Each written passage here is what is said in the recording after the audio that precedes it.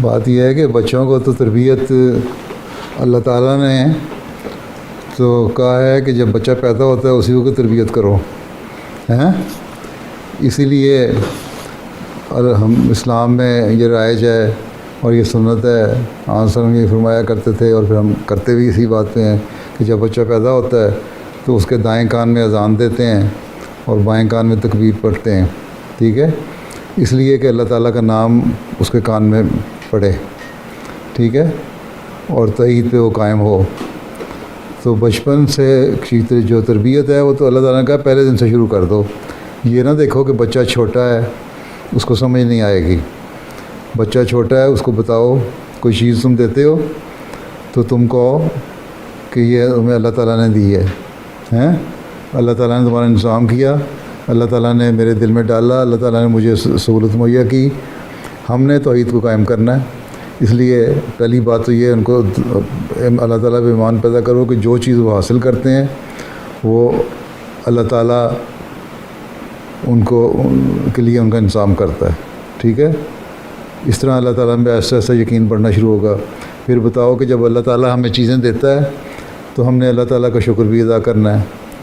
پھر اسی لیے کہو کہ تم ابھی چھوٹے ہو، تمہیں پتہ نہیں، تم خود دعا کیا کرو اللہ میاں سے کہ اللہ تعالیٰ ہمیں اسی طرح انعامات دیتا رہے، ہمیں فضل کرتا رہے ہمارے پہ، اور ہم بڑے ہو گئے ہیں اس لیے ہمیں کچھ تھوڑا سا پتہ لگ گیا ہے، اس لیے ہم اللہ تعالیٰ کے حضور جھکتے ہیں، نماز پڑھتے ہیں۔ جب تم بڑے ہو گئے تم بھی نماز پڑھنے شروع کر دو گے۔ پھر جب بچہ 7 سال کا ہوتا ہے تو یہی آنسر نے فرمایا کہ اس کو بتاؤ کہ تم نے نماز پڑھنی ہے، نماز فرض ہے، اور ایسا ایسا اس کو 2 یا 3 یا 4 جتنی نمازیں بچہ پڑھ سکتا ہے نا پڑھتا رہے، اور جب 10 سال کا ہو جائے میچور دماغ ہو جاتا ہے اس وقت، پھر اس کو نماز پڑھنے کی طرف عادت ڈال دو۔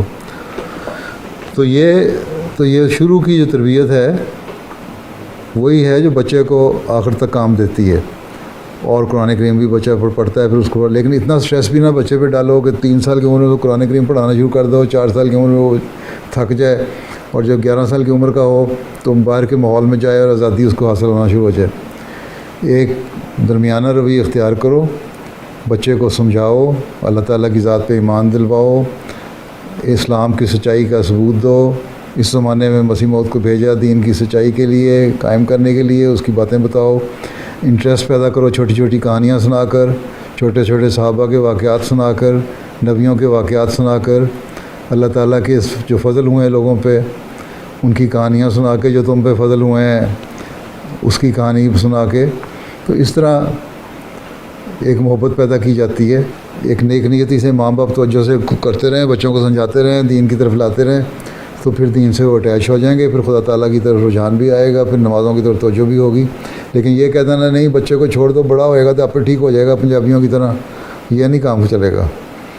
اللہ تعالیٰ نے تو ہمیں سبق دیا کہ پہلے دن سے تربیت کرو، اس لیے بڑا ہو کے ٹھیک ہو جائے گا قوالی کا بات کوئی نہیں ہے۔ بچے کی تربیت ساتھ ساتھ کرو اس کی عمر کے لحاظ سے، اور اپنے نمونے دکھاؤ، ٹھیک ہے؟ جی سمجھ آ گئی کہ نہیں؟ چلو پھر بیٹھ جائیں، سمجھ آ گئی تو۔